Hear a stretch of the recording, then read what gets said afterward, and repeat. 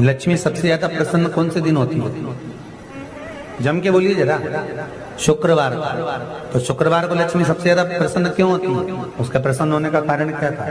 लक्ष्मी जी के दो भाई थे, दोनों की शादी नहीं हो रही थी, दाता और विधाता, दोनों का विवाह नहीं हो रहा।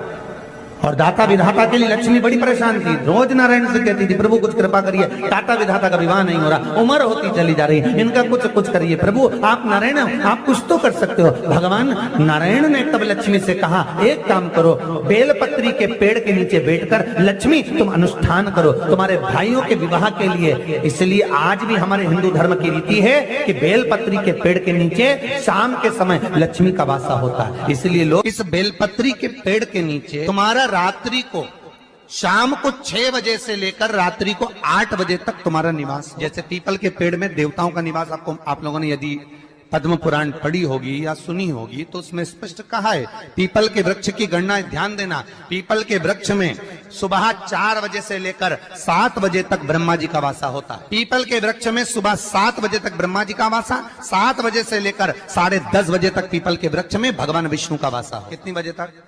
10:30। 10:30 से लेकर 11:30 12 बजे तक पीपल के वृक्ष में पितरों का वासा होता है। इसलिए हमारे यहाँ पितरों को श्राद्ध पक्ष में जो भोजन कराया जाता है वो 10:30 से 12 के बीच में कराया। 12 बजे के बाद पीपल के वृक्ष में दोपहर के 1:30 बजे तक आहूतों का वासा रहता है। आहूत कौन? जो गर्भ में शांत हो गए, जो कुंवारी अवस्था में शांत हो गए, जो जन्म लेने के बाद उनका विवाह नहीं हुआ और शांत हो गए, उन आहूतों का वासा उस पीपल के वृक्ष में दोपहर में 1:30 बजे तक रहता है। उसके बाद में प्रेतों का वासा चालू होता है। इसलिए दोपहर के समय पीपल के पेड़ की परिक्रमा नहीं। फिर शाम को 4 बजे से 7 बजे तक पीपल के वृक्ष में शंकर जी का वासा होता है। इसलिए शाम के समय पीपल की परिक्रमा नहीं। 7 बजे के बाद में पीपल के वृक्ष में रात्रि को 9 बजे तक कुबेर का वासा होता है। फिर 9 बजे के बाद में प्रेतवास चालू होता है। उसी तरह बेलपत्री का जो वृक्ष है, उस बेलपत्री के वृक्ष के नीचे रात्रि को 8 बजे से लेकर 12 बजे तक बेलपत्री के पेड़ के नीचे कुबेर का निवास होता है। महाराज कुबेर का निवास। प्रयास करा करो किसी बेलपत्री के पेड़ के नीचे हम दीप लगाएं, घी का दीप। यदि संपदा की कमी हो तो, अगर भगवान ने खूब संपदा दी है तो भले मत लगाओ, कोई दिक्कत। महामृत्युंजय मंत्र का यदि आप जाप करते और आपको मालूम पड़ गया कि शरीर में मुझे ये रोग हो गया है, मुझे शुगर हो गया है, मुझे बीपी हो गया है, मेरा ब्लड प्रेशर ऊंचा नीचा रह रहा है, कोई भयंकर रोग, मेरे रिश्तेदार को कोई कैंसर जैसा रोग हो गया, किसी को कोई थायराइड हो गया, किसी को कोई किडनी और लीवर में सूजन हो गई, किसी को कहीं किडनी और लीवर में तकलीफ हो गई, तो शिव महापुराण की कथा कहती है, नवग्रह शिव महापुराण की कथा कहती है कि बेलपत्री के वृक्ष के नीचे महामृत्युंजय मंत्र का जाप जो शुक्रवार की शुक्रवार घी का दिया लगा कर करता है, उसके रोग बाबा देवाधिदेव महादेव समाप्त करते चले जाते हैं। ये संजीवनी मंत्र शुक्रवार के दिन भगवान शंकर को शुक्र को दिया था, इसलिए उसको शुक्रवार के दिन बेलपत्री के वृक्ष के नीचे बैठ घृत का दिया लगाकर शरीर में जो रोग है उसका स्मरण कर कर शंकर जी से विनय कर कर, हे भोलेनाथ आपने शुक्र देवता को संजीवनी मंत्र दिया है, तो क्या आप मेरे को वो मंत्र प्रदान नहीं करोगे? मेरे रोग, मेरी बीमारी, मेरे दुख को आप नहीं हरोगे? शिव से कहो ये शरीर आपने दिया है और भजन करने के लिए दिया है, स्मरण करने के लिए दिया है, कीर्तन करने के लिए दिया है, तो संभालोगे भी आप। और बेलपत्री की ओर मुख कर घी का दिया लगाकर महामृत्युंजय मंत्र का स्मरण कर लेने पर धीरे धीरे धीरे धीरे धीरे धीरे वो रोग समाप्ति की ओर। शंकर भगवान को तुलसी नहीं केवल एक बैकुंठ चतुर्दशी के दिन चढ़ती है, वो भी रात्रि के समय पर 12 से 4। शंकर भगवान को तुलसी नहीं चढ़ती।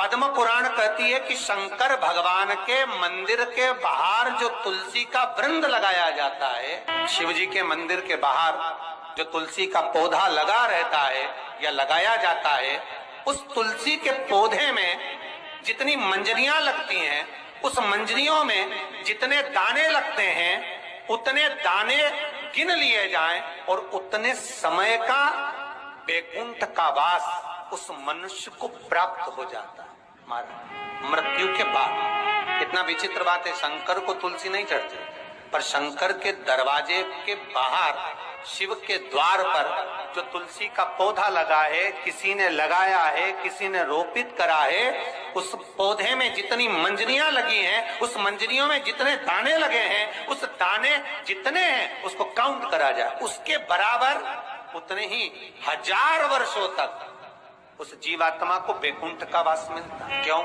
उसकी कथा भी यहाँ पर वर्णन। भगवान विष्णु सामने शंकर के बैठे थे और भगवान शिव ने जब सत्यनारायण नाम रख दिया था, तब भगवान विष्णु शिव से कहते हैं नारायण, भगवान शंकर से कहते हैं भोलेनाथ, त्रिकालदर्शी, कैलाशी, अविनाशी है।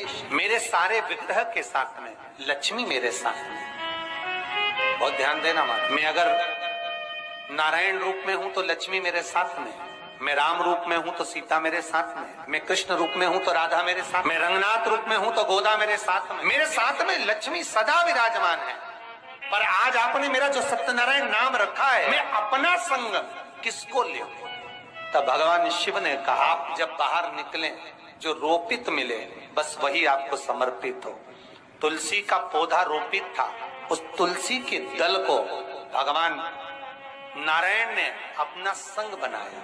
और बहुत ध्यान देना, सत्यनारायण की कथा हो, चाहे भागवत की कथा हो, चाहे विष्णु पुराण की कथा हो, इन सभी कथाओं में सबसे ज्यादा प्रसाद की महत्वता नहीं है जितनी तुलसी के दल की महत्वता है।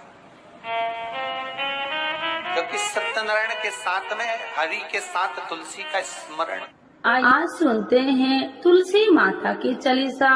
यह चालीसा सुनने से होती है हर रोगों से मुक्ति, मिलती है सुख समृद्धि का आशीर्वाद। तो एक बार बोलिए प्रेम से विष्णु भगवान की जय, तुलसी माता की जय, भगवती माता की जय। श्री तुलसी महारानी करो विनय सिरनाय, जो मम हो संकट विकट दीजे मात नसाय। नमो नमो तुलसी महारानी, महिमा अमित न जाए बखानी। दियो विष्णु तुमको सम्माना, जग में छायो सुयस महाना। विष्णु प्रिय जय जयंती भवानी, तिहु लोक की हो सुख खानी। भगवत पूजा करे जो कोई, बिना तुम्हारे सफल न हो। जिन घर तब नहीं होए निवासा, उस पर करे विष्णु नहीं वासा। करे सदा जो तब नित्य सुमरन, ते ही के काज होए सब पूरन। कार्तिक मास महात्म्य तुम्हारा, जाको जानत सब संसारा। तब पूजन जो करे कुमारी, पावे सुंदर बर सुकुमारी। करे जो पूजा नित प्रति नारी, सुख संपत्ति से होए सुखारी। वृद्धा नारी करे जो पूजन, मिले भक्ति होवे पुलकित मन। श्रद्धा से पूजे जो कोई, भव निधि से तर जावे सोई। कथा भागवत यज्ञ करावे, तुम बिन नहीं सफलता पावे। छायो तब प्रताप जग भारी, ध्यावत तुम्हि सकल चितधारी। तुम्हि मात यत्र तंत्र में, सकल काज सीधे होवे क्षण में। औषधि रूप आप हो माता, सब जग में तब यश विख्याता। देव ऋषि मुनि और तपधारी, करत सदा तब जय जयकारी। वेद पुराणन तब यश ज्ञाया, महिमा अगम पार नहीं पाया। नमो नमो जय सुख कारिणी, नमो नमो जय दुख निवारिणी। नमो नमो सुख संपत्ति देनी, नमो नमो अख काटन छेनी।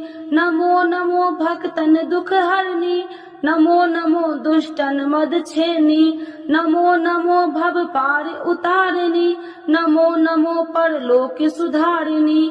नमो नमो निज भक्तन उबारिणी, नमो नमो जन काज सवारिणी।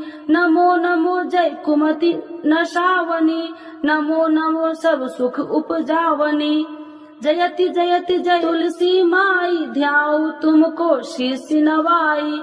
निर्जन जानी मोहि अपनाओ, बिगड़े काज आप बनाओ। करूं विनय मैं मात तुम्हारी, पूर्ण आशा करो हमारी। शरण चरण कर जोड़ी मनाओ, निस दिन तेरे ही गुण गाऊं। करहु मात यश अब मोह पर दाया, निर्मल होए सकल मम काया। मांगू मात या वर दीजे, सकल मनोरथ पूर्ण कीजे। जानू नहीं कुछ नेम उचारा, क्षमहु मात अपराध हमारा। 12 मास करे जो पूजा, ताशम जग में और न दूजा। प्रथम ही गंगा जल मंगवावे, फिर सुंदर स्नान करावे। चंदन अक्षत पुष्प चढ़ावे, धूप दीप नैवेद्य लगावे। करे आचमन गंगा जल से, ध्यान करे हृदय निर्मल से। पाठ करे फिर 40 की, स्तुति करे माते तुलसी की। यह विधि पूजा करे हमेशा, ताके तन नहीं रहे कलेशा। करे मास कार्तिक का साधन, शोभे नित्य पवित्र सिद्ध हो जाई। है यह कथा महासुखदाई, पढ़े सुने सो भव तर जाई। यह श्री तुलसी चालीसा, पाठ करे जो कोई। गोविंद सो फल पावही, जो मन इच्छा होई। तो एक बार बोलिए प्रेम श्री विष्णु भगवान की जय, तुलसी माता की जय, भगवती माता की जय, सर्व देवी देवताओं की जय।